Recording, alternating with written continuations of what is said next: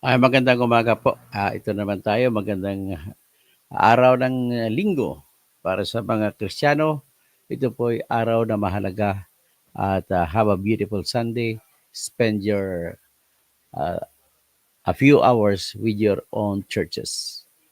At siyempre, naintindihan ng mga kababayan natin sa Badista. Sa Badista, kahapon naman sila, pero Kristiyano rin sila. Naintindihan ng mga kababayan natin, mga Iglesia ni Cristo. At naintindihan din ng mga kababayan natin na mga kasapi ng mga Muslim community, Islamic believers. So ngayon, ang sa mga kapatid nating Muslim, Assalamualaikum warahmatullahi wa barakatuh. Sa mga kapatid nating mga Kristiyano, have a beautiful Sunday. May you be guided by the doctrine of our church that says, of our Bible, Bible natin, mga kapatid ko mga Muslim, ang Biblia po kasi ng Pilipino, ng Kristiyano nagsabi, kinukot si Jesu Kristo, nagsasabi, I am the way, the truth, and the life. Pero it refers to God saying na ako po ang kalsada, ang katotohanan, at ang buhay.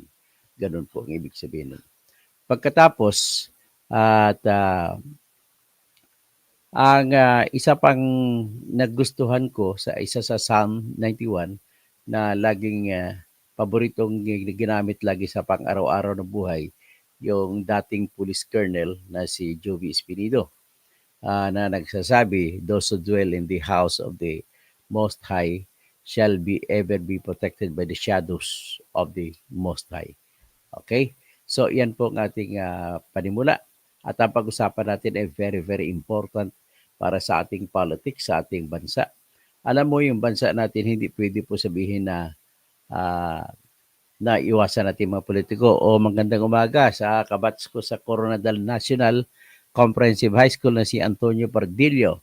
Maayong aga sa tanan mga kabats ko nga nagapamati subong sa akon. So, sa tanan nga mga taga Marvel, or Coronadal, South Cotabato, tanan nga taga Jensan, nga mga Ilonggo speaking, maayong aga sa inyo tanan, kag tanan mga taga Iloilo, taga Panay, taga Negros Occidental, maayong aga sa inyo tanan. Og sa tanang mga Cebuano speaking, diya sa northern, majority sila sa northern Mindanao, gikan sa Zamboanga del Norte, o Zamboanga del Sur, tapos Zamboanga Sibugay, tapos Lanao Norte, Misamis Occidental, Misamis Oriental, papunta sa Lanao Norte, kasama ng Lanao Norte, no? Papunta sa Agusan, papunta sa Surigao Provinces, papunta sa Davao Provinces, maayong buntag kaninyong tanan. Daghan po diya mga Ilonggo sa Agusan o sa Surigao o sa Davao. So sa inyo tanan, mga Ilonggo, maayong aga. Sa mga kapatid nating Muslim, mapita sa mga Maranao, Maguindanao, o sa mga Tausog, Marayaw, Maynaat. So sa mga Cebuano, maayong buntag kaninyong tanan. Sa mga kamag-anak ng misis ko diyan sa Bohol, na taga Bohol kasi misis ko, kung saan diyan siya po dati nakatira, sakop ng bayan ni kung saan na sinilang si Carlos P. Garcia, taga riyan siya nakatira. So maadyong buntag, dadyon kamo sa Talibon. Okay. So let us go forward. Sa mga kapsat ko na imbagabigat, sa mga kabalen ko na lagi na lang niluloko ng kanilang mga politiko at mga kung sino mga mayaman na nagharing uri ay mayap aabak. Okay.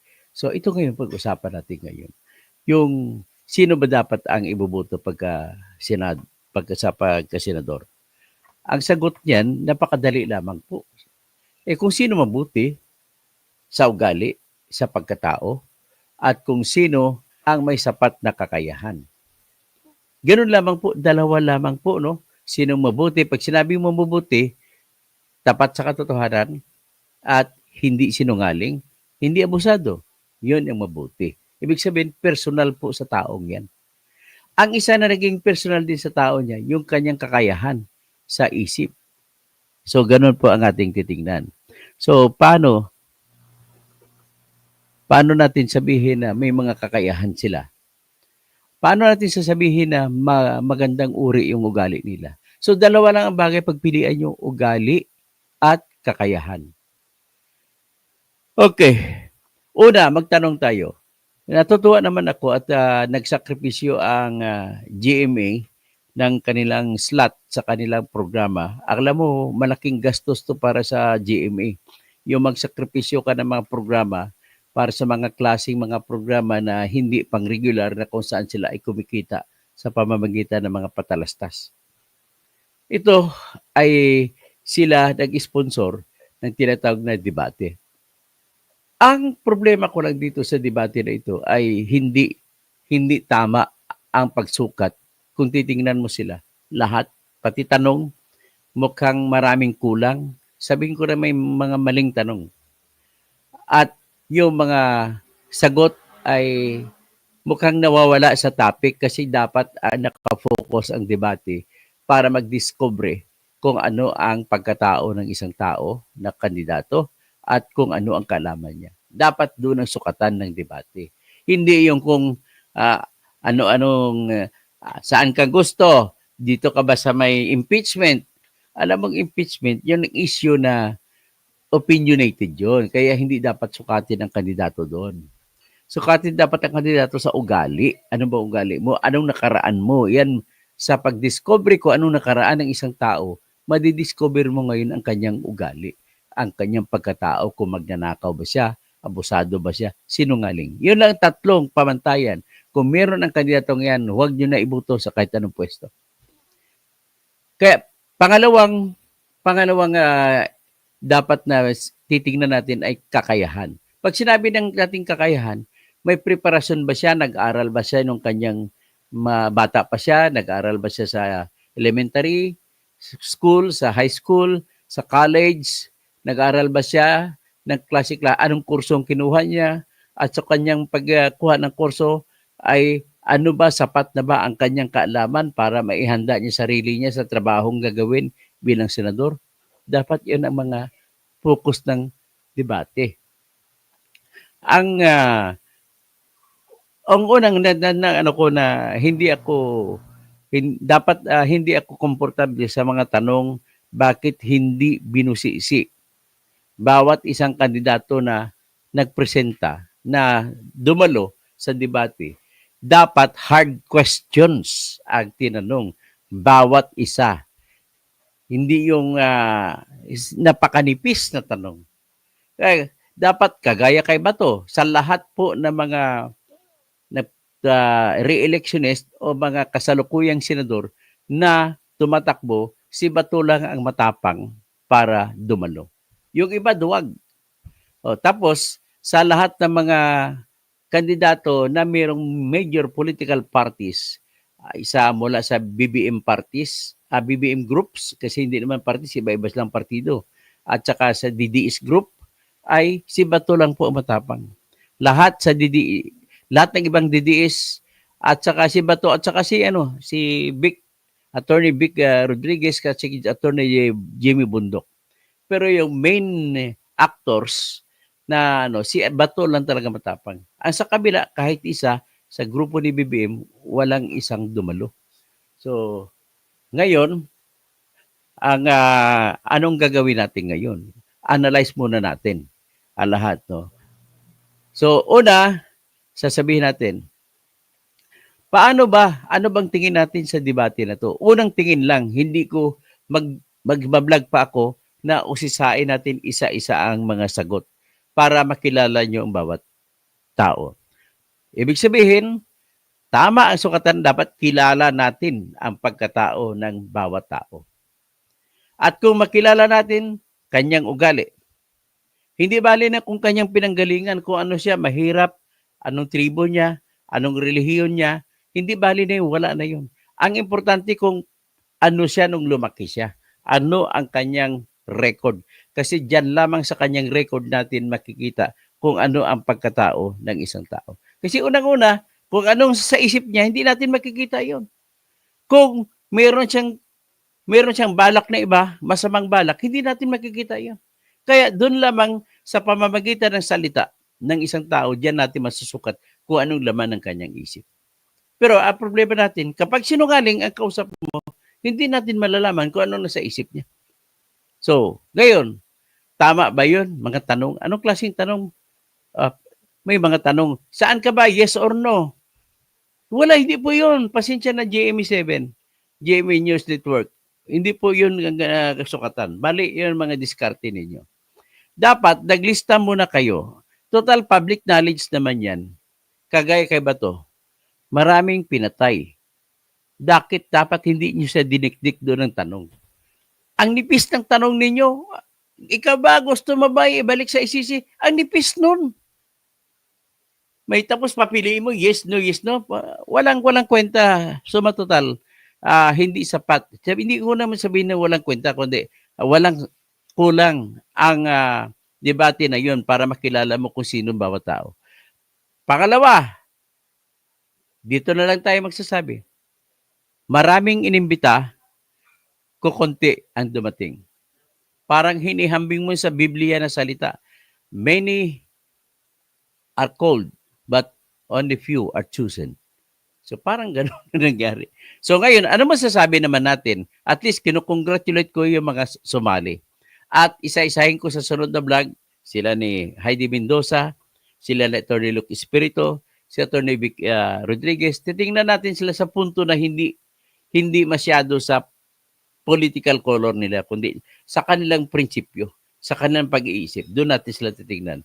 Kasi admittedly, sa academic preparation, si Atty. Luke Espiritu, lamang na dyan. Sa academic preparation, lamang na dyan si Atty. Vic Rodriguez. Lamang na dyan si Kuwa Auditor, CPA, si Heidi Mendoza. Marami pang ibang mga abogado, marami pang may training din si Representative Eric Morales, anong apelyido nun? So, congressman siya. Si Teddy Casino, lamang din niya sa preparasyon at tingnan natin sa kanyang aspeto.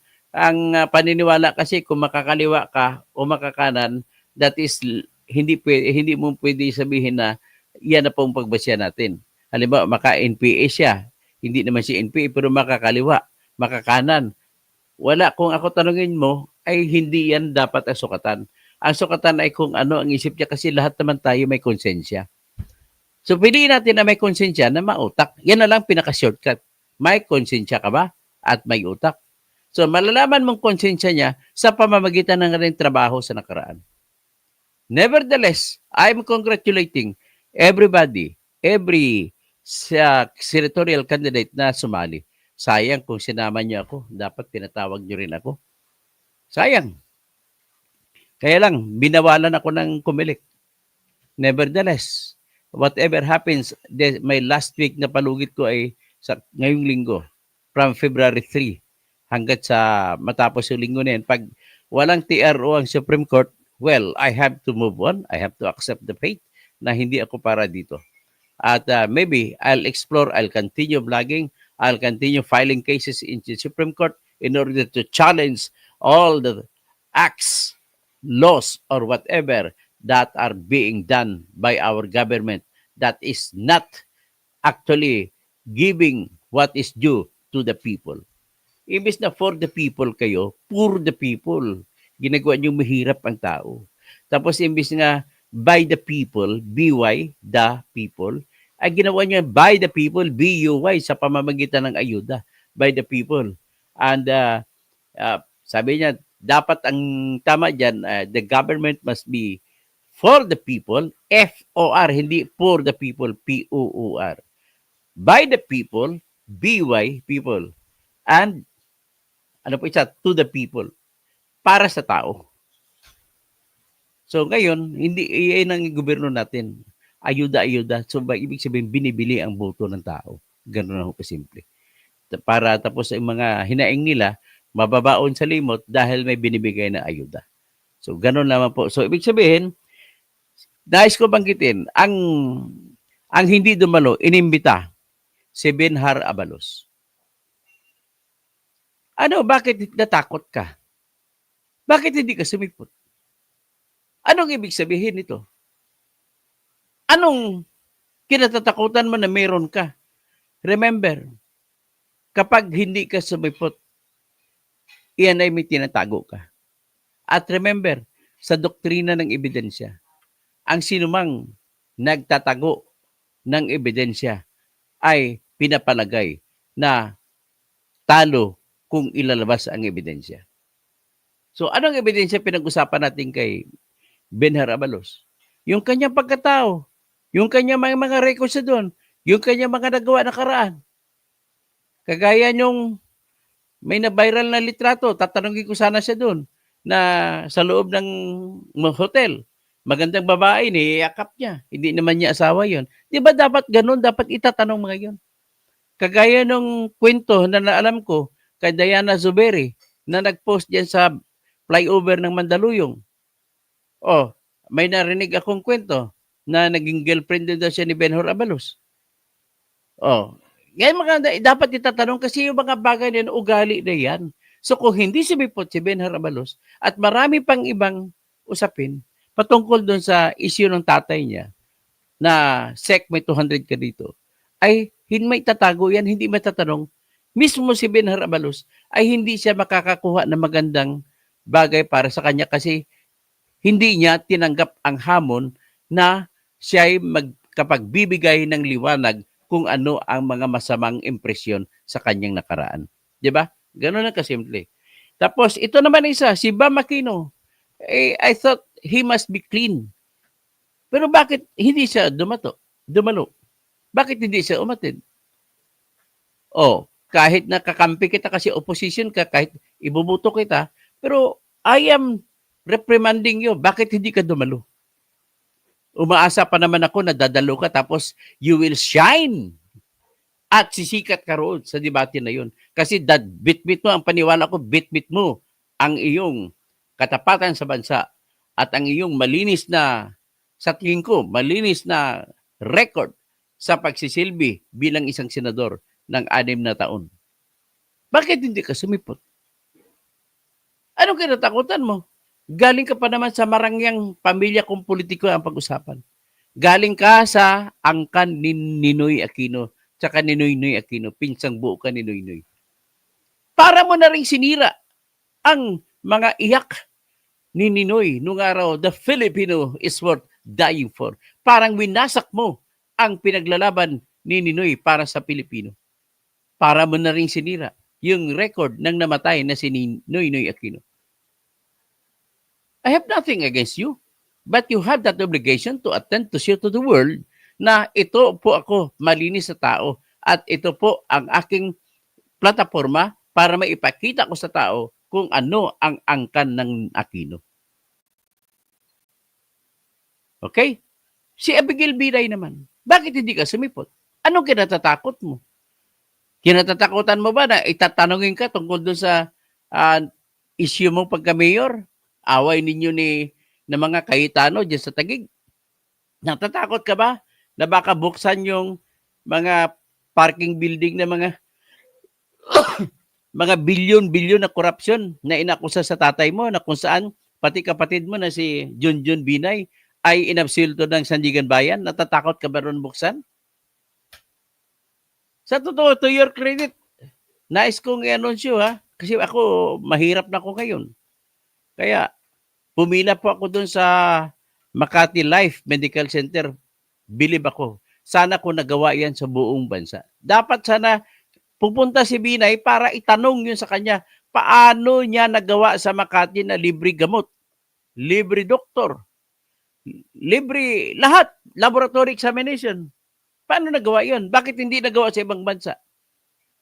Kaya, Abigail Binay, I tend to think about you para i-recommenda kita o hindi sa mga followers ko kung dapat ka bang iboto o hindi. Pero isa lang ang masabi ko, pumila po ako doon. In-examine ako ng doktor. May kunting sakit. Kunti lang naman yun kasi ito naman na-credit ko naman sa sarili ko na nagfa-fasting po ako noong 45 days. at marami pong nawalang sakit sa akin dyan. Numero 1 na nawala yun sa akin, mga bato sa gallbladder ko tsaka sa kidney. Nawala lahat yun. Nag-fasting ako ng 45 days. Pero this time, magpa-fasting ako, mag-challenge ako sa inyo. Fasting tayo, pure water lang ang akin inumin at saka coffee lang na may stevia ng asukal. Yan ang pamalit ko sa pagkain. Anyway, proceed tayo kay Pia Cayetano. Oh, bakit hindi ka sumipot? Akala ko magaling ka na babae. Takot ka ba mabisto ko ano mga yaman na itago mo bilang isang senador at naging congresswoman ka ng Taguig, Pateros? Takot ka ba? Takot ka ba tanungin kung anong ginawa ng iyong kapatid na si Alan Peter Cayetano? Kung ano mga ginawa niya na mga kagaya ng kaldero. Kaya nagbitbit siya ng kaldero sa Senado. Takot ka ba malaman kung anong mga kabuktutan ang ginawa niya nung siya speaker ng House of Representatives, si Alan Peter Cayetano? Takot ka ba na tanungin bakit wala kang investigasyong ginawa bilang Blue Ribbon Committee Chairman? Yan ang lahat yan ay sinayang ninyo ang pagkakataon na maipaliwanag at maimbuyog ninyo ang inyong pangalan at ang inyong katapatan sa bayan, maipakita ninyo sa mamamayan sa pamamagitan ng pagdalo sa debate. Kahit na sabihin natin kulang-kulang mga tanong, kahit sabihin na natin hindi maganda ang disenyo ng debate. Next, ito si Bongo. Alam mo, kung number 1 si Erwin Tulfo sa mga survey sa ngayon, ay humahabol ito kung minsan nagna-number 1, kung minsan number 2, number 3, si Bongo. So bakit hindi ka sumipot? Yung kasama mo sa Duterte Boys Club, si Bato, dumalo. Si Vic Rodriguez, dumalo. Si Atty. Jimmy Bundok, dumalo. Bakit ikaw hindi ka dumalo? Anong kinatatakutan mo? Na malalaman yung construction firm ng tatay mo ay kumukupo ng mga bilyon-bilyong kontrata? Tanungin ka sa mga bagay na yan? Di ba? So nakita nyo nang ibig ko sabihin, sana ang tanong nakadesinyo sa mga bagay-bagay na nagawa nila o ng kanilang pamilya na may koneksyon sa kanila. Para malaman natin kung ano ang katapatan. Importante, number 1, katapatan sa bayan. Kung matapat ka, hindi ka abusado. Kung tapat ka, hindi ka magnanakaw. Kung tapat ka sa bayan, hindi ka mang-aapi. Pangalawa lang yung kakayahan. Kasi yung kakayahan, marami ka namang makukuhang mga magagaling na abogado magiging at engineer at CPA na makukuha mo na magiging advisor mo. Pero ang decision, eventually sa'yo. Kung ikaw mag-decision, dapat nakasandal ka sa katapatan, konsensya. So, yan po ang puntos ko. Ngayon, sino naman si Gringo Honasan?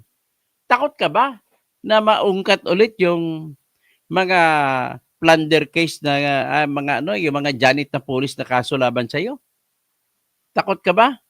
Takot ka ba na mailabas yung mga marami ka na rin parang naging masamang tinapay ka na rin matapos ka maging sikat no sa RAM, Reform the Armed Forces Movement, na ikaw ang nanguna sa pagbaliktad laban kay Marcos Sr. na sumunod sa iyo sila ni Enrile, sumunod sa iyo sila ni Fidel Valdez Ramos. Takot ka ba mausisa ang iyong sarili at malaman kung paano ka nagtatago kung ikaw ay hinahanap sa batas? Ganun po. Pero hindi ka sumipot, ibig sabihin, hindi mo take advantage sa pagkakataon mo ipakita kung sino ka. Alright, kapareho mo sa lahat kayo na may nakaraan, ibig sabihin po, kung hindi kayo lumabas para ipakita sarili nyo, ibig sabihin, totoo po ang mga hinala namin sa inyo. Isa pa, yung kanyang kaklase sa Philippine Military Academy, na si Panfilo Lacson. Kaklase niya talaga ito. Mga class 71 sila. Kasama, kaklase din nila yung tito ko, na si General, yung namayapa na General Hercules Catalunya. So bakit hindi ka sumipot, Mr. Panfilo Lacson? pinoproject mo sarili mo na Mr. Clean sa pamamagitan ng mga binabanggit mo na budget. Pero lahat naman ng budget na masama nung panahon na ikaw senador, nakakalusot. Paano mo ipaliwanag niyan sa publiko na ikaw ay for the Mr. Clean bilang isang senador at ikaw, naniniwala ko na ikaw ang katangi-tangi isa sa 3 senador na hindi gumamit ng PDAP o ng pork barrel. Ang dalawa po ay si Joker Arroyo at saka si Alfredo Lim. Siya ang pangatlo. Bakit hindi ka sumipot? Takot ka ba na usisain ulit yung Kuratong Baliling na isyu na kung saan namatay ang 11 sa loob ng van, pinatay. Nung ako'y editor sa People's Tonight, yan po ang focus ng aming istorya. Yung sa aming konklusyon doon, hindi po lehitimo na barilan ang nangyari, kundi pinatay yung mga Kuratong Baliling na mga taga-Osamis. Mga kasama yun sa grupo ng gang ni mga Paruhinog. Kasama yung sa Paruhinog na namatay doon sa raid nila ni Joby Espinido sa Osamis. So, takot ka ba maungkat yan? Ang ganda pa naman ng performance mo na ikaw PNP chief. Sa totoo lang, ikaw, kung ako tanungin mo, ikaw yung tao na pinaka-the best PNP chief sa Pilipinas. Ikaw lang, walang makakalapit sa performance mo. Pilit kang ginagaya, pero hindi nagagaya bilang PNP chief. Wala yan, Marbil, wala yan. Si Bato, ay wala rin yan. Malayo, kasi pamatay tao lang ginagawa ni Bato. Yung sino pang sinundan ni Marbil? Si Asurin, wala rin yan. Tapos si Acorda, wala. Ang layo ng mga performance nila. Sino pang iba? Si Dibolsinas, wala. Malayo sa'yo yan. Si Kaskulan, namatay. Si Camilo Kaskulan, namatay na yun. Wala rin sa'yo yan. Si Gamboa, General Gamboa, wala rin. Si Ilesar, wala rin siya nagawa na maayos na nagawa.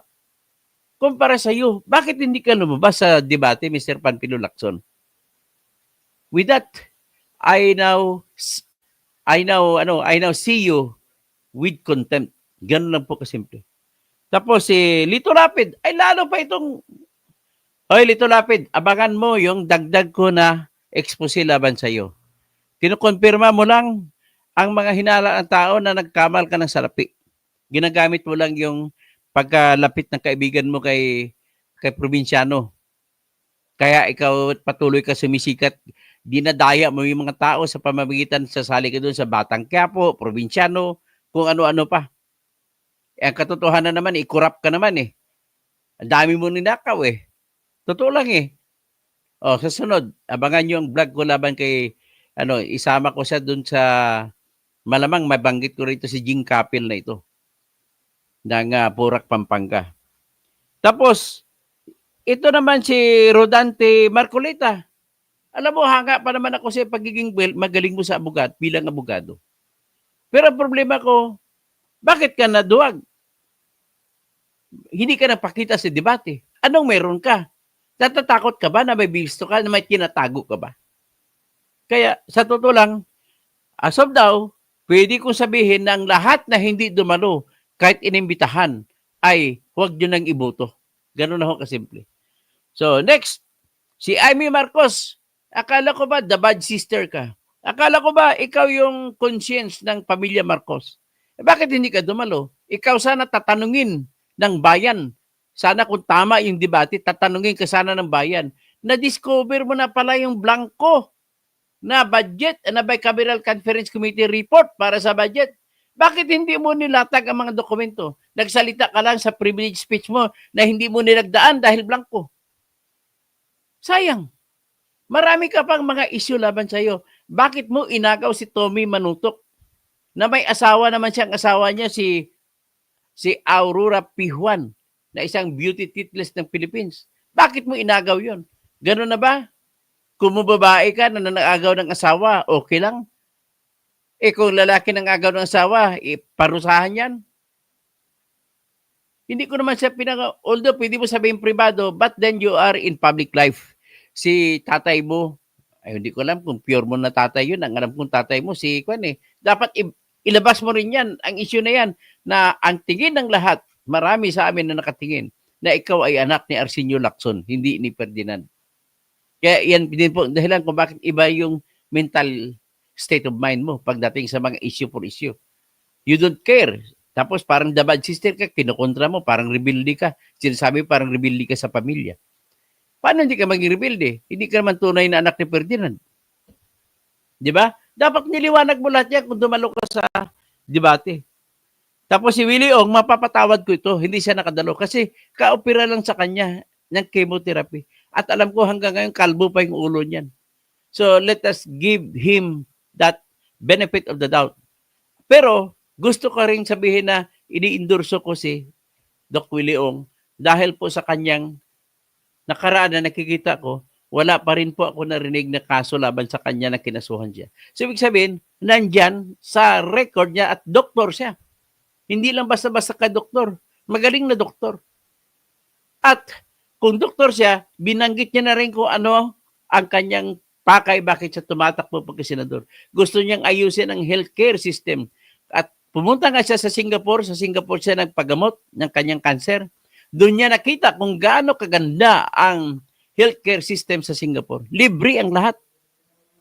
Dito sa Pilipinas, nako, libre ang, anong libre? Kahit mamatay ka, ang kabaong hindi libre. Pati yung imbalsa mo, hindi libre. Nanay ko nga, namatay na. Hinahabol pa kami ng siningil sa kanya nanay ko. Oh, yung PhilHealth na binigay, 35,000 lang binigay ng PhilHealth. Ang bill namin, umabot mahigit 2 million. Pero at least, may binigay yung PhilHealth. Direkta binigay ng PhilHealth sa ospital. Yan nakakaiba ng mga ayuda. Ang ayuda, binibigay ng DSWD sa mga tao, pero hindi bibigyan kung walang guarantee letter ng congressman o senador. Ito naman si Kiko Pangilinan, na I'm banking on you kasi ikaw ay opposition at mas naniwala ako pagkagaya kay Bam Aquino. Bakit di ka dumalo? Pero nagduda na ako sa iyo noon. Gusto ko ipaliwanag mo bakit nag-concert, nakipag-kiskisan ka pa kay Lisa Aranita Marcos sa kay Bong BBM kung talagang totoong opposition ka. Oh, alam mo na maraming ginawa na masama sa Pilipinas. Nakipag ano ka pa, nakipag-beso-beso pa doon. Gusto natin malaman sana yan. Yan sana ang debate na maayos, yung malalaman kung ano ang tunay na ugali ng tao. Pangalawa na lang yung kakayahan. Abogado ka pa naman. Si Bam Aquino, summa cum laude dito, graduate sa college. O si Apollo Quiboloy, talagang impression ko to masama. Hindi wala siyang pagkakataon na ma-explain niya sa debate para sa benepisyo ng mga taong nakikinig. Hindi para sa korte. Iba naman yung usapin sa korte. Kung tinatanong siya tungkol sa pagre-rape niya ng mga minor.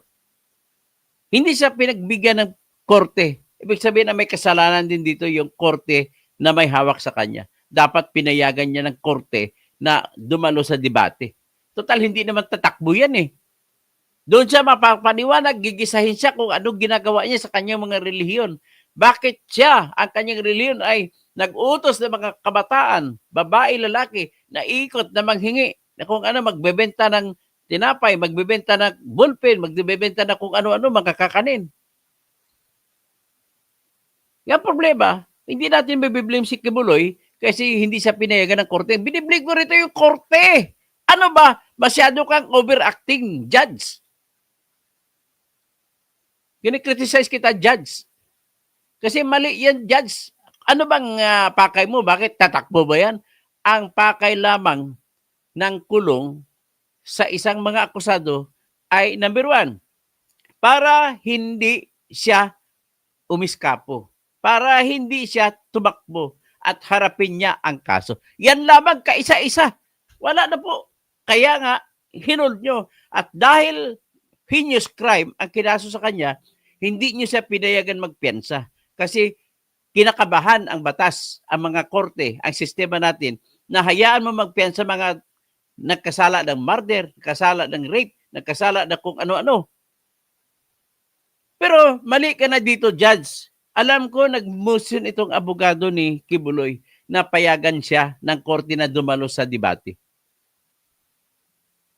Pero hindi niyo pinayagan. Because of that, sa mata ng tao, mananatili na masamang tao si Apollo Kibuloy. So next, si Bong Revilla. Ang yabang naman ito. Kaibigan ko to, personal, pero ang yabang.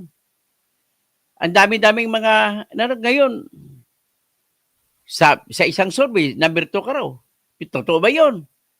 Totoo bang mga survey nito, binabayaran ba o hindi?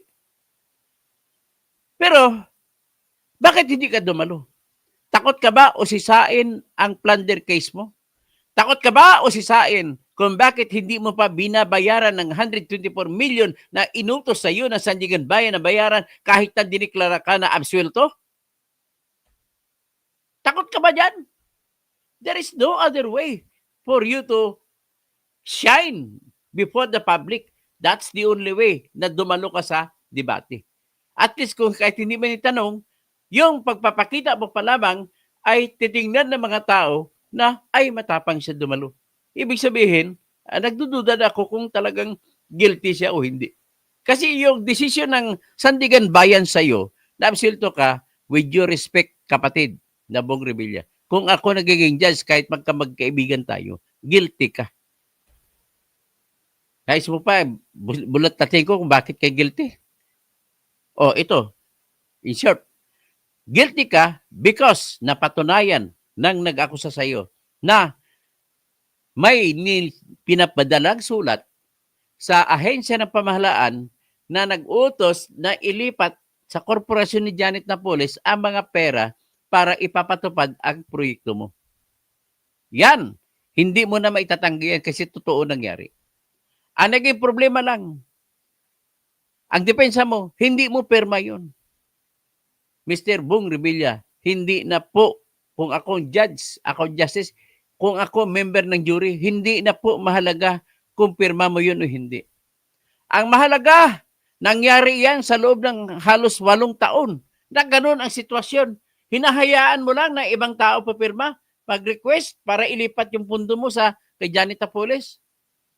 With that, even if you were not the one who signed it physically, you are still guilty by means of consenting or telling that person, whoever he is, na pumirma or whoever she is na pumirma para ilipat sa kay Janet Napoles ang pundo mo.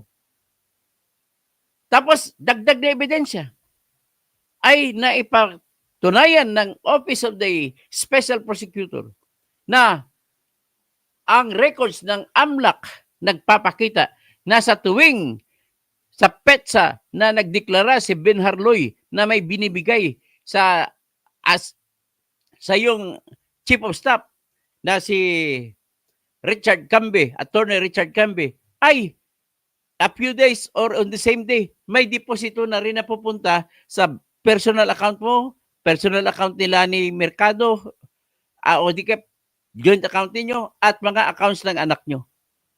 Paano mo ma-explain yan? Tatakot ka ba sa debate? Hindi ka lumitaw? Baka itatanong yan? O ngayon, ebidensya po yan. Hindi may tatanggi kasi ebidensya yan. So with that, ito palang ebidensya, convicted ka na. Una-una, ano pang ibang ebidensya? Napatunayan na kung magkano ang pera na napunta kay Janet Napoles. O yan, binanggit ko na. Bahala ka na kung hindi ka na dapat sa susunod na debate, dumalo ka at ipaliwanag mo yan.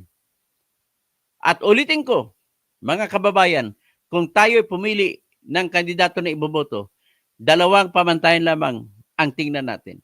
Number 1, ano, tapat ba siya sa bayan? Yan lang. At kung sinabi mo tapat sa bayan, itong titingnan mo. Anong naging performance niya nung siya ay naging na nabigyan ng pagkakataon? O kung hindi pa siya nabigyan ng pagkakataon, tingnan mo ang naging trabaho niya kung siya ay engineer. Anong ginawa niya? Nangontrata ba siya at kumita na malaki sa construction, sa mga bidding? O kung abogado siya, may niloko ba siyang kliyente? Na kung saan mga lupa ng kanyang kliyente ay napunta sa kanya o pera ng kanyang kliyente napunta sa kanyang bulsa? So, next, pagkatapos ng record ng tao, titingnan mo rin kung ano ang kung may kaso ba siya. Yung iba, walang kaso. Si Bong Revilla, maraming kaso. Yung iba, maraming kaso. So iyan po mahalaga ang sino ating binabasihan para magsasabi kung tapat ba sa bayan ang kandidato o hindi. Pangalawa na lang, yung kung may kakayahan siya sa trabaho na gagawin niya. Parang sinasabi mo, ay trabahong pulis ito. Ang kung gawin pang eleksyon ng pulis, kung sino maging pulis, tatakbo ang janitor, tatakbo magsasaka. Pwede ba maging pulis yun?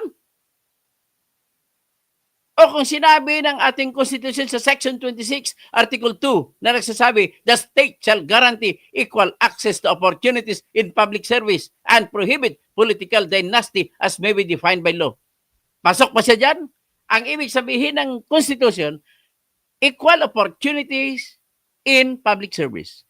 Pag sinabi yung public service, pag pulis ka, may kakayahan ka na gagawin ang trabahong pulis. Pag judge ka, may kakayahan ka magtrabaho ang trabaho ng judge. Pag ikaw ay fiscal, may kakayahan ka magtrabaho sa trabaho ng fiscal.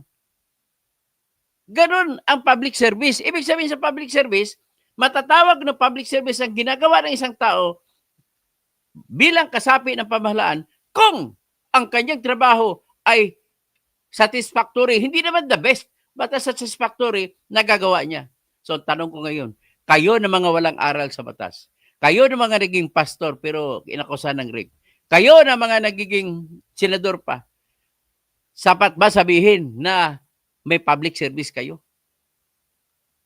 I'm sorry, Erwin Tolpo, hindi ko matatawag ng public service sa punto na maging senador ka. Unang-una, hindi ka naman nag-aral sa batas.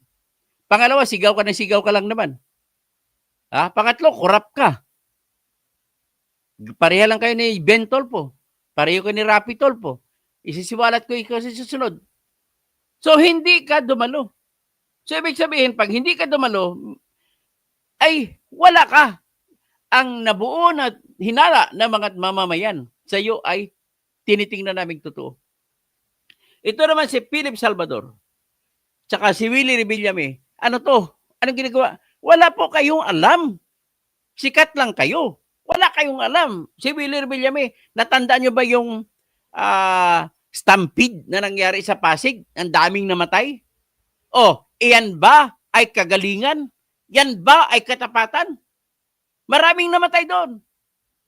Diluluko mo ang mga tao na kulang sa pag-aral, kulang sa pera, mga mahirap, naghahangad na makakuha ng kaginhawaan na kahit kunti, kaya pumunta sila sa Pasig at mamamatay lamang dahil sa stampede. Hindi ka pumunta sa debate, dapat masasagot mo yon. Ganon din si Philip Salvador. Bakit mo inistapa yung dating girlfriend mo? Sa totoo lang, ginagamit mo lang kapugian mo para kumita. Ikaw ang pwedeng sabihin na gold digger. Kung sa mga naging girlfriend mo, gold digger ka, ano pa kaya ang gagawin mo sa mga mamayang Pilipino? Tito Soto, totoo ba si Pepsi Paloma? Natatakot ka ba tatanungin kay Pepsi Paloma? Natatakot ka ba tanungin na ikaw ang nagpapirma ng affidavit of desistance para i-withdraw o bawiin ang kaso na sinampa ni Pepsi Paloma na rape laban kay Vic Soto, laban kay Joey De Leon, at laban kay Richie De Jorge? At bakit tatakot ka ba para tanungin kung bakit pinatay si Dr. Ray De La Cruz na talent manager ni Pepsi Paloma? Natatakot ka ba? Tanungin kung bakit, ano naging papel mo, bakit ikaw mismo ang nagpapirma? Kasi sa totoo lang, hindi mo na kailangan ang affidavit of desistance kung ikaw ay totoo na hindi guilty, Mr. Vic Soto, Mr. Joey De Leon, at Mr. Richie De Jorge. Hindi nyo na kailangan ng affidavit of desistance. Pumayag lang kayo ba tumuloy ang trial? Kagaya sa impeachment, dapat kay Sara pumayag siya para maipalabas niya kung may depensa siya. Para mailinis siya. There is no other way that you can clean yourself of the dirt that is being thrown at you but by attending public trial. Pwede natin sabihin ang debate trial, public trial. So, ngayon, si Francis Tolentino, sa totoong istorya, tol, yumaman, naging nanalo ka lang pagkasenador dahil kay Duterte. Kahit sinong Pilipino, tanungin mo, si Duterte ang dahilan kung bakit naging senador ka. Bakit ka nanalo? O ngayon, bumabaliktad ka kay Duterte. Yan yung mga bagay niya na tanungin ng madla sa iyo. Ano ka ba? Ang pagkatao mo, tapat ka ba sa pamahalaan? Tapat ka ba sa tao? Tapat ka ba sa bayan? Bakit hindi ka sumipot? Natatakot ka ba na lalabas ang katotohanan na laban sa iyo? Ito naman, si Ben Tolpo at si Erwin Tolpo, natatakot ba kayo na usisain ang sa kay Ben Tolpo at Erwin Tolpo, usisain ang akusasyon sa inyo na kumukolekta kayo ng 600,000 kada buwan mula sa Bureau of Customs sa mga smugglers? Natatakot ka ba, Erwin Tolpo, na buksan ano ang relasyon mo kay Eric Yap na siyang bumili ng AXIS party list kay Sammy Pagdilaw? Natatakot ka ba para sabihin ang katotohanan na inagaw nyo lang kay Sammy Pagdilaw ang party list? Natatakot ka ba? Natatakot ka ba na si malalaban ng bayan na si Eric Yap ay smuggler pala na siyang kakutsaba mo sa panahon ng ikaw ay nangungulikta sa Bureau of Customs? Natatakot ba kayo, Ben Tolpo? Oh, natatakot ka ba, Erwin Tolpo? Mabubuksan ang citizenship mo na Amerikano ka? Natatakot ka ba na mabuksan na nagsundalo ka sa Amerika, sa United States Army mula 1988 hanggang 1996? At natatakot ka ba para mabisto na hindi ka totoong TNT? Natatakot ba kayo? Bakit hindi kayo sumipot? Ito naman, ang isang sa inimbita, pinakahuling inimbita, si Camille Villar. Bakit ka hindi sumipot? Natatakot ka ba na ungkatin kung paano nagnakaw ang iyong tatay at nanay na lahat ng lupa ng tao? Paano nila ginamit ang kanilang pwesto bilang congressman para makakamal ng salapi mula sa SSS, GSIS, sa Kapag-ibig? Natatakot ka ba malaman na usisain sa iyo kung bakit binili ng tatay mo yung Capital Bank at ginamit yung Capital Bank para maibenta yung lupa? Kasi ganitong ginawa. Ito, sagutin mo to, Miss Camille Villar. Ang ginawa ng tatay mo at nanay mo, binili nila yung Capital Bank o Capital Development Bank at ang ginawa nila, ito po, at nabuo sila, nag-capitalize. Ang batas kasi sa pagbabangko, kapag mayroon kang capital na 1 billion at tatanggapin ka na mag-operate sa bangko ng Central Bank of the Philippines, ay tatapatan ngayon ng 1 billion mo na kapital. Magiging 2 billion ngayon ang ilalagak ibibigay sa iyo ng Central Bank. So magiging 2 billion ang kapital ng bangko. At kung may 2 billion na kapital ng bangko, anong ginawa mo? Anong ginawa ng tatay mo? Nanay mo? Miss Camille Villar? Ay ganito. Ang ginawa nila, marami na silang nabiling lupa noon. Lupa pa lang, wala pang bahay. At sinabdivide, hinati-hati. At niloan. Saan sila nagloan? Sa Capital Bank. Pero ginamit ang pangalan na iba na sa mga korporasyon ang may-ari, hindi na Villar. Pero sa kanila din yun. So nag-loan at dinispal, hindi na nagbayad. Ang laki kasi ng loan. Kasi mga lupang ito na niloan, nila ni Manny at saka ni Cynthia Villar, nung binili nila ng sapilitan sa mga farmers dyan sa Cavite, yan kung saan ang Villar City ngayon, ay binili naman nila niya ng tag 100 hanggang 500 per square meters. O di kaya, sabihin natin 1,000 per square meters. Binili nyo. Hektarya yan. Tapos, nung hinati-hati ninyo at ginawa nyo subdivision, bininta nyo into 5,000 pesos per square meters. So, ang halaga ngayon, ng 100 square meters, kung sa original na price, ay 100,000 times 1,000. So, maging 100,000 pesos. Pero kung nilona ninyo ngayon, kasi ginawa 10,000, naging 1 million ang halaga ng isang 100 square meters. At nilona ninyo sa bangko ng Capital Development Bank na kayo rin ang may-ari. At ang batas sa paglulon ay normally 30% ng halaga ng lupa ang ibinibigay sa umuutang. So dahil 30% of 1 million is 300,000 pesos. Binigyan sila ng 300,000 pesos. Pagkatapos na matanggap 300,000 pesos, hindi na sila nagbayad na rimata. Sinadyang pinarimata. Ang kapital, 1,000 pesos per square meter. Nang kinuha, nakakuha ng 3,000 pesos per square meter sa utang. So, ibebenta na lang nila. Kaya, kawawa ang bayan. Kawawa ang Bangko Sentral ng Pilipinas. Ibinayad sa Bangko Sentral ng Pilipinas ang lahat ng utang ng Capital Development Bank sa mga lupa na binibenta ni Villar Company. Ha? Ang ginawa nila, parang binintahan nila, kumita pa sila ng 2,000 pesos per square meter. Matakin mo mga utak na yan. Ganon din po ang diskarte ni Andrew Tan. Ganon din ang diskarte ng iba pa po. Kaya, yan po. Sa ngayon, kung sino naman ang hindi umattend, George Erwin Garcia, ito po sila ang totoong nuisance candidate na gagawin lang ng katatawanan ang proseso ng eleksyon sa pagkasenado. Oh, ano pa? Hanggang dyan na muna tayo.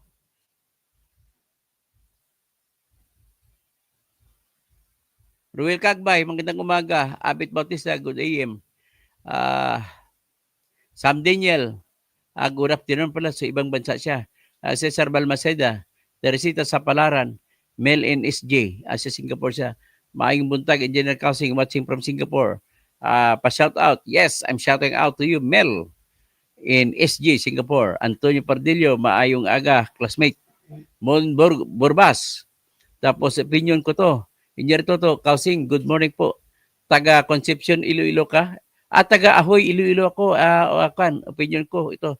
Katabi lang ng Concepcion at Sara. Sa barangay Mangurkuro ako sa Ahoy, Iloilo. Okay, Ranger Baldimoro Jr., maayong buntag, Engineer Dr. To. Super Mamsi, Ramonito Oting Curativo, maayong aga, man, Engineer Toto Kausing, Ranger Baldimero, maayong buntag. Leo Adap, good morning po. Leo Adap, good morning. Tapos sa Jose Habonete, Tony Kausing, good din po. Ako po ay nadisma sa iyo dahil isa po kayo mabuting tao at ginawan po na paraan na magiging nuisance candidate bilang senador. Talaga mahirap ipaglaban. Huwag ka mag-alala. God will prevail. God will intervene for us. Tatakbo po ako ng pagka-presidente, tinideklara ko na ngayon para sa 2028. Anselmo Villa Sr., Toto Kausing, kaya natin to. Wala kamong laman ang utok, edi gaya nyo, solid brain matter. Leo Adap, good morning. Luar at Napas, may segmenta. Agree po, Nicolay Ruskop, good attorney Kausing, bakit hindi ka po inimbita ng TRICOM dahil sila attorney Ricky Tumoturdo inimbita lahat ng mga vloggers. Siguro may takot mga congressman sa iyo. Hindi ko alam kung bakit hindi ako inimbita. Baka bukas baka darating imbitasyon ko. Jomratya Samad, Helen Baguio, Susan D, Minda Gahi, Bernard Binjula Ignalagim, Jomratya Samad, tapos si Eddie Calalo, tapos Binancio Siason, Helen Baguio, Binancio Siason, Rolando, tapos ayaw lang nilang makilala sila ng husto. Tama. J.D. Adabin, hello po, Dr. Engineer Toto Kausing. Mel N.J. Al-Olalia, Eddie Calalo, hindi dapat iboto si Vic Rodriguez kung hindi mukhang baka siya ang number one sa corruption. Okay, Dennis LD, for the people, by the people, and to pad the people. Okay, to pad the people. June Kabinbin, good morning po, Dr. Toto. Sana lalabas na bukas ang Supreme Court para sa iyo. Shout out po sa aking mga Rab family. Okay, Reggie Bertusio, please vote for her para sa... Okay, lalaki ba ito? Siya para sa San Jose, Batangas. Biyahe in Arunabs TV. Tapos si Biyahe, si ito pa, Henry Palumo. Baka ginagaya nila si BBM na hindi dumadalo. Sa ngayon, lahat ng hindi dumadalo sa debate, huwag nyo nang iboto. Ganun lang ako kasimple. Marilo Fabian. Good morning po, Dr. Toto. At Mary Ellen Mendoza. Yes po, Dr. Toto, dapat ang gobyerno ay makatao, makabayan at makadiyos. Laban po para sa bayan. Alolaya, Marilo Fabian, Ferdinand San Juan, Rolando. Good morning po sa napakatapang na patalino at para sa akin, number 1 na senador. Miguel Ronald. Sino pa? Romel Bengson. Good morning po, Dr. Engineer Toto Kausing. Fe Leanio, good morning. At po, Tony Toto Kausing, you're one of the best. Salamat po, Fe. Alolaya, Romel Barrera, ang dami gago, bobo, bulok sa sindikato. Tapos Marilo Fabian, Eddie Calalo, House of Crooks, Alolaya, Pablas TV, Rolando. Sino po isa, naka Chinese characters eh. Sino ang kuratong? Ang kuratong baliling po si Panpilo Lacson, si Eddie Calalo, Lorenzo Mercurio, Hello Dr. Toto kasi ang election sa atin ay popularity at pasikatan. Gano'n na, popularity contest. Pagaw Baker, good morning po Dr. Engineer Toto Kausing. Tapos Alolalia, Glenn Aragon, vote Doc Ong for Senator. Marilo Fabian, bago pa kayo sa channel ni Doc Toto, kaya kaya wala kayong alam iboto kung sino ang nagagawa ni Doc Toto. Alam iba to. Sabi wala kayong alam iba to kung ano nagawa ni Doc Toto, ganun. So, anyway, sino pa? Alexander mo ay classmate. Ang roommate ko sa Mindanao State University. Roommate ko ng ilang taon. Okay, Black Spider, Katoto, na naniwala ako pag binoto ng 15M Pilipino si Doc Willie, mananalo siya. Mananalo po siya. Sa tingin ko mananalo siya kung hindi lang totoo yung Sorbiya. Marilo Fabian, kaya nga support kami kay Doc Toto kasi naniniwala kami sa kakayahan niya at may puso kaya sa kalagayan ng mga Pilipino. Millions ko vlogs, attorney, mamamatay ang may sakit, tinatanggihan ng ospital dahil walang pang-deposit. Ayun, ang isang problema natin. Perni Pinto, sa Jordan, magandang umaga. Pagaw Baker, Dr. Engineer Toto Kasing, yung pong naimbita ay hindi dumalo sa debate ay naniniguro mananalo na sa isang pumpas lang ng Comelec. Ay malamang ganun nga. Millions. Sino bang attorney may sakit? Kay J.D. Calalo. Puro kalang kwento. Wala kang napatunayan kasi lagi ako nakasubaybay sa iyo araw-araw. Bilib ako sa Italino pero wala pong napatunayan. Napatunayan ko na napanalo ko mga kaso. Ang dami-dami po. Lahat ng kaso po ni Percy Lapid ay panalo ko. Lahat ng kaso ko sa libel, sarili ko, napanalo ko. Maraming mga lupa na ipanalo ko kasi expert ako sa lupa, expert din sa libel. Feliciano Calvo, bakit ito na tapos na ba ang debate? Umpisa pa lang yun. Pero may mga ibang debate para sila i-announce. Sana dadalo sila sa sunod na debate. Bineng, si ininsulto nilang Comelec. Iwatani Japan, magandang tanghali. Black Spider, Binging, sino ba ang ininsulto sa Comelec? Roger Valdemoro Jr. Dapat yung mga Comelec ang sipain sa pangunguna ni Erwin Garcia. Jai Salvador, Doc, parang kapareho magpalinag UN kaibigan natin si Percy Lapid. Parang kapareho magpaliwanag. Pareho kami ni Percy Lapid daw. Bening, Pastora Raelia, tapos si Black Spider, sino pa? Marilo Fabian, Cassandra, Frank Abella, in lieu of debate, candidates must answer televised questions on his qualifications, experience, and accomplishments. Black Spider, Marilo Fabian, abogado ni si Garcia, bakit siya mag-seminar, hindi abogado ha? Si Casa de Huego, si Gringo sa ilalim ng kama, nagtatago. Marilo Fabian, Cassandra Daisy, sister, hi sister Marilo, Nelly de Carmel, yes po Dr. Toto, ang hindi dumalo sa debate ay nuisance pero bias ang Comelec officials. I still wish the best of luck. Though it turned up, Comelec department is again. You keep, thanks. Sabi niya. Okay, Marilo Fabian, tapos Deli Carmel, Black Spider, Hilario Javier, mga Pilipino, pag-aralan ninyo bumoto. Tapos sino pa, Alolalia, tinutulungan kayo ni Dr. Toto para kilalanin ng gusto ang mga kandidatong pagpipilian natin. Japi Aranti Peñalosa, watching from Kiyot, maayong buntag. Cassandra Daisy, opinion ko ito. Toto, share lang po bago nag-crash ang helicopter kahapon sa Nueva Ecija. Sakay pala si Bato de la Rosa, nakabababa lang siya sa Baguio bago nag-crash. Wake up call ba yan? Ganoon ba? Hindi ko alam na mayroon palang ano. Talaga may Panginoon. So, ibig sabihin, wake up call kay Bato yun na binigyan siya ng chance ng Panginoon. Otherwise, namatay siya dun sa crash. Alamin ko yung helicopter crash niya, hindi ko nalaman. Opinion ko ito, good morning, Pipito Duran, watching from Guam. Fred Lumba, mabuhay ka, Sentoto. Salamat po, Sir Fred. One of my most respected sports writers, si Mr. Fred Lumba. Magkasama kami dito dati. Maynard Salvijo, mayroong pamilya naglamunuan on the air kay Bentolpo dahil inagawa ng lupa ng mga bilyar, hindi inaksyonan ng Bentolpo. Sino ba na si Bentolpo para umaksyon? Ipalapit sa akin at gagawan ko ng kaso, ipanalo. sa korte. James Raymond Orsabia, watching from Hayward, California, USA. James Cabigas, no vote Dynasty Tulfo's brother. Edgar Torres, Mayap, Abak, Engineer Toto, Candido Silva Espinili, takot silang dumalo, baka mabisto. Tama, yan ang pinakamagandang salita. Takot dumalo, baka mabisto. Eugene Gabriel, good morning, Dr. Toto, may senator watching from Texas. Romel Bengson, Siputin, katotohanan, opinion ko ito. Maynard Salviejo, Randy R, kung ikaw sana engineer Toto ang kadibate nila Tulfo at Bato at Bong Revilla, mapapahiya. Talagang pipersonalin ko sila kung anong kanilang nakaraan. Ganun pag andun ako. Brogel PBGI, isang magandang mapagpalang araw ng linggo sa iyo, Attorney Engineer Toto, kasi sa lahat ng mga followers live, and God bless you all. Edison Apagalang, morning po Engineer Toto, watching from Iba, Sambales. Si Manny Istyoko dyan sa Sambales, magandang umaga po. Emerito Jonela Rioja. At actually yung Sambales, ito yung naparusahan ng husto. Ito yung kinalbo ang bukid ni Ibdani at binenta sa China at ginawang mga isla sa West Philippine Sea. Kaya traidor din ito si Ibdani. Huwag nyo na iboto yan.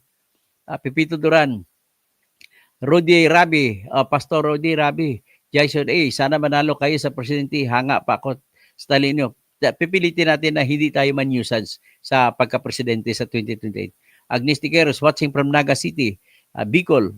Oy, Maray Naga sa mga Bicolano.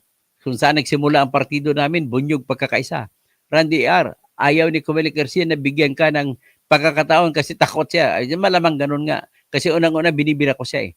Danny Pudadera, always watching Attorney Toto Calsing. Si Putin, number 87, number 87. Yun ang bunyog namin, number 87. Pakitulungan yung bunyog party list namin. Henrita Bonhion, blessed evening. Bernardo Minjulag na lagi, Alex Ulin, saka si Vani Ognov. Magandang umaga po.